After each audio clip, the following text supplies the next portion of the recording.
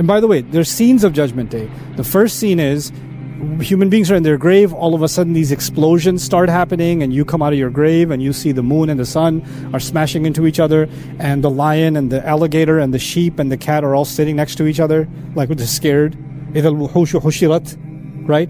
The cobra is sitting on top of is hugging the cow, you know, and the scorpion is kind of sitting on the back, and everybody's chilling together and like, what's going on here, you know? And then, you know, wealthy people's materials, their Ferraris, their horses, everything's left open. Nobody cares about any property.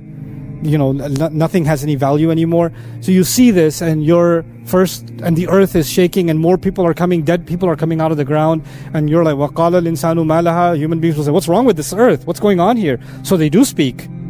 They do speak on that day. Okay, then they start getting collected. They start getting organized, right? وَكُنْتُمْ أَزْوَاجًا ثَلَاثًا. You get broken up into groups. Now that's another scene. So first there's chaos. Then there's order. The order is being brought about, right? And even at that order, in the beginning people say, مَنْ بَعَثَنَا مِنْ مَرْقَدِنَا. Who rose us from our sleep? Who woke us up? So there is conversation. Then there's the trial. And in the trial, the book is being brought out. All the deeds are being read, right? And you're responding to those deeds and saying, oh my God, it's got everything in it. Are you being silenced yet? No. But you're watching the evidence come out and you can't do anything about it. Then it seems you are silenced, but the book itself does the talking. هذا كتابنا ينطق عليكم بالحق. This is our book. It's going to do the talking against you. So you're not the one doing the talking. The book is doing the talking. But you are about to defend yourself, and instead of you speaking, your hands start speaking. Your foot starts speaking. Your nose starts, your ears, your eyes start talking. And then you say, "Why لِمَ شَهِدْتُمْ عَلَيْنَا?" Why are you testifying against us? You're my eyes. You're my hand. Why are you testifying against me? As if I'm not the one doing the talking. My hand is doing the talking. My eyes are doing the talking. My ears are doing the talking. And they say, أَنْتَقَنَا, same word. أَنْتَقَنَا الَّذِي أَنْتَقَ كُلَّ شَيْءٍ. The one who made everything speak is making us speak today. We're making a very strong case against you. So you're not the ones talking. Every part of you is talking. That's one kind of way to understand this. So the book will speak. Your body will speak, right? And when the trial begins, you're not going to be able to say something. And when they are testifying, you can't say a word. When they're no, that's not what happened. The hand says, I did this. No, that's not. No, you shut up. You got no. لا يتكلمون إلا من أذن له الرحمن وقال صوابا. So that's one way to understand what's going to happen on Judgment Day when Allah says لا ينطقون. It's the book that will be talking. It's the limbs that will be talking when the trial actually begins. Another could be that the trial will happen and the trial is done, and now you have been found guilty. And I'm reminding you of Judge Judy. I watch a lot of Judge Judy. I don't know why. It's a thing. When the trial is done, they always interview the person who lost and they interview the guy who won, right? That's really great. I got my $500 and I wish I got more, but I'm happy. And then they interview the person who lost the case. So how do you feel? She's mean. I don't like her. I wish I got a better... And they start giving their comments. The thing is, when the trial is over, you might feel like, no, but wait, I have more evidence. Wait, I have one more thing to say. Please, one more thing before you take me away. Right? But when the cops come and they're taking the criminal away, they've taken them off the stand. When you speak on the stand, whatever you say counts for something. It can be considered. It can be put in the record. Once you're taken off the stand and you're talking, does it count?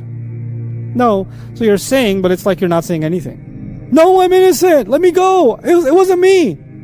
It wasn't me. It was my twin. People don't know I have a twin. Etc., etc. Nobody cares now. So it's as if even when you're speaking, first of all, remember I told you nutq is to speak logically, to speak coherently. It's as if as they're being hauled away, they're talking like a crazy person. They're no longer speaking coherently. And whatever they're saying doesn't really have any value. هذا يوم لا ينطقون. right? So this is kind of the meaning of هذا يوم لا ينطقون. Now let's look at ولا يؤذن لهم. Very interesting verb, ولا يؤذن لهم. Idhin in Arabic means two things. Adhina means to listen to someone with attention. It also means to give someone permission. So يؤذن لهم could mean they will not be heard, and it can also mean they will not be given permission. There's two dimensions to this. So let's look at each of them. One way of looking at this is they won't even be given permission to speak, that they can give some excuses. They won't even be given that permission. That's one way of looking at it. But it seems that they are given permission. They are saying things like, لو أن الله هداني, had Allah guided me, I wouldn't have been in this state. If Allah only gives me another chance, I can go back. Right? They do say these kinds of things. And that's after they've been found guilty. They're saying these things. So I'm more inclined to read this more clearly as not that they are not given permission to speak, but rather they can speak all they want. First of all, it's not logical. Second of all, nobody will lend them an ear. Nobody will actually be listening to them. لا يؤذن لهم. They can say whatever they want. Nobody's there to listen. You know, like the guy sitting in jail. I'm innocent. I tell you, I'm innocent. Nobody cares. Let me out of here. Nobody cares. You can cry all you want. You can scream all you want. لا يؤذن لهم. Another dimension of that, if you look at the next words, فَيَعْتَذِرُونَ, and as opposed to فَيَعْتَذِرُوا, if the noon wasn't there, then we would read this in a certain way. It would mean they will not be given permission that they may come up with an excuse, that they may make another case for themselves. You know, almost like saying they won't be given permission to make a case for themselves, right? But if the noon is kept, which it has been kept, وَلَا يُؤْذَنُ لَهُمْ فَيَعْتَذِرُونَ, it's as if Allah is saying, even if they do come up with excuses, it won't mean anything. It's useless. Them making an excuse or not making an excuse becomes the same. Them speaking and not speaking becomes the same. You ever heard the phrase, he talked for 20 minutes but he didn't say anything? You ever heard that before? Right? I get that a lot. So that idea is actually لا ينطقون. You didn't say anything. You know, خالف الصواب. You missed the mark. You didn't really get any point across. And that's the idea of لا ينطقون. And then فيعتذرون, and they won't be given any permission. Even if they were making excuses, what would they count for anyway? It's interesting that Allah said عذرا أو نذرا, and now He's saying فَيَعْتَذِرُونَ. There's a tie-in from the opening of the ayat. In other words, there was a chance where you could have run after a udhr, but that was in this life. You don't get to do that on Judgment Day.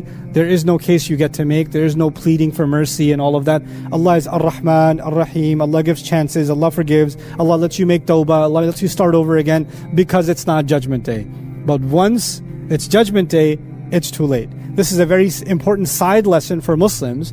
Many Muslims love depression. They don't admit it, but they love it. They're addicted to it. Allah will never forgive me. Ustad, tell me something. How can Allah forgive me? Look at me. I'm like, you're right. I don't want to look at you. But Allah will forgive you. Because it's not Judgment Day yet. If it's not Judgment Day and you're still breathing, that means Allah has given you an opportunity to make tawbah. If you were beyond hope, you would be under the ground.